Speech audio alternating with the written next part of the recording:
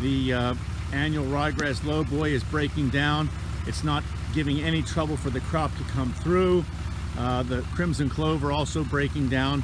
So we can see here that we've got real good emergence. Corn's about 3 leaves. A nice rain shower here on May the 30th. Hi, this is Joy Beam with King's Agri Seeds. I'm here with a bag of our LowBoy annual ryegrass. This is a really unique product. This LowBoy annual ryegrass is different than most. It grows quite a bit shorter. It's also really easy to terminate, which makes it different than other ryegrasses. One unique way that you can implement this is using it for planting green. Since it grows shorter, that means that there's less material there to wrap, but it also does a really good job at suppressing weeds and still giving you something that's going to capture that extra nitrogen and all the extra nutrients in the soil. So let's go out to the field. David Huntsberger, our regional coordinator, has grown some of this along with crimson clover as a cover crop this year. And let's go check it out and see what it looks like in the field. David, you have a beautiful field of cover crop. Do you want to tell us a little bit about the concept of the mix? Sure. So, a lot of people talk about diversity and how important that is, and I think that's so true. And yet there's some folks who are not willing to go the whole way.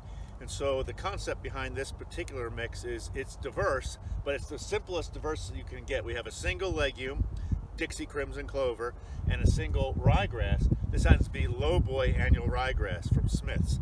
And I put them together in a single species mix, one of each, one legume, one grass. And the crimson's in at 15 pounds to the acre, okay, and the annual ryegrass is in at 10 pounds to the acre. So the concept was we wanted to have bioaccumulation, soil improvement, and we want to also plant green in this particular strip. You can see we're on a pretty good slope here. Happy Hollows, because we have a lot of hills here, and so having an active growing cover crop is really important, not just for soil health, but to hold the soil in place. Been planting green for a couple of years. And one of the things that the custom planter I work with, he has spiked closing wheels. And we know when we get that 5-foot rye, if we can't roll it down, I don't own a roller yet, so we're trying to make do with the equipment we have. So that real long, like triticale or real tall spelt, things like that, or cereal rye can be a problem. I've had some folks planting at 30 pounds to the acre.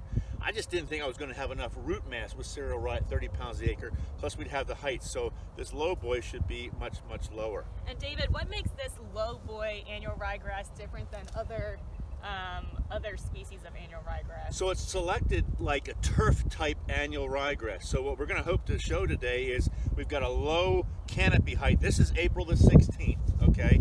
So we got a low canopy height with the crimson coming. We should have root mass that would be very similar to the regular annual ryegrass without so much top growth. Okay, so less wrapping on those spike closing. That's what we're hoping for. Exactly. Absolutely. Cool. So we're going to try to dig here a little bit with a narrow spade. This is Weichert Edom complex. So WEC for the soil classification, and it's C or D, so we've got a lot of slope. So just for a point of reference, Joy, we're looking at a southern slope here. I brought my King's 4-inch stick. So you can see here, we've got a growth here about 9 to 10 inches on this April the 16th. We're going to go over to the northern slope, and we're going to see probably a little less growth. Here's a spot even a little more robust in that 10 to 12 inch table height.